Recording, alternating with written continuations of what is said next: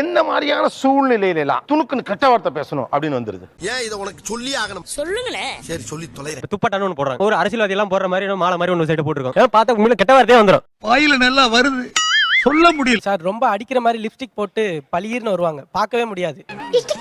அப்படின்னா என்ன?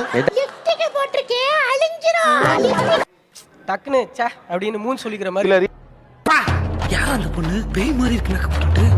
ஊர் பக்கத்துல அடிச்ச மாதிரி லிப்ஸ்டிக் போட்டுட்டுலாம் வீட்ல இருந்து வரமாட்டாங்க. முதல்ல வீட்ல விட மாட்டாங்க. ஏதாவது இஷ்டத்துக்கு பேசுறது. ரியாலிட்டி ஒன்று புரிஞ்சுக்கங்க. நீங்க எல்லாம் சினிமா பார்த்துட்டு பேசக்கூடாது. ஒரு டு தி ரியாலிட்டி நீங்க பேசுங்க. இந்த இவனுக்கு ஒரு சீட் எடுத்து பாருங்க ஐயா, வெறும் பொய்யா சொல்லிக்கிட்டு தெரியலாம். ஒரு பஸ்ல கண்டக்டர் டிக்கெட் எடுக்கும் போது தான் எக்ஸ்கியூஸ் மீ ப்ளீஸ் டிக்கெட் அப்படின்னு கேக்குறது. எக்ஸ்கியூஸ் மீ, நமக்கு இங்கிலீஷ்ல தெரியாது. No English, only Tamil. பேச தமிழ்ல பேசுங்க. என்னைக்காவது ஒரு நாள் கண்டக்டர் திரும்பி where you want to go அப்படின்னு கேட்கும்போது தான் இவங்களுக்கு வந்து அடுத்த வார்த்தை பேச வருமா வராதுன்றது தெரியாது. ஐயோ மகனே, அத பத்தி யோசிக்கவே இல்லையே. நாங்களே ரூல்ஸ் மறைச்சு ஹெல்மெட் போட்டு 2 பேர் தான் போவோம். ஆனா அவங்க